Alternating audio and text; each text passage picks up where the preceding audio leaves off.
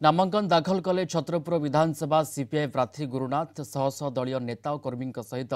Bike शोभायात्रा आसी छत्रपुर उपजिलापाल कार्यालय पहुंची सेठारे छत्रपुर उपजिलापाल तथा रिटर्निंग ऑफिसर देवदत्त महांती निकट में नामांकन पत्र दाखल कर रैली में हजार ऊर्ध्व सीपीआई नेता और कर्मी सामिल होते आमर गरीब खटिया मेहनती मनीष मानकर निष्पत्ति क्रमे आलोचना क्रमे निष्पत्ति क्रमे मुझे मत विधायक प्रार्थी भाव में चयन कर मुहर हस फुटेवाई से स्वार्थ रक्षापी आम संग्राम आगु चालू रही आगामी दिन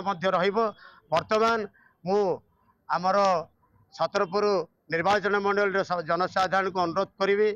मते विपुल संख्यार जययुक्त करने छत्रपुर निर्वाचन मंडल जनसाधारण को अनुरोध करूँ।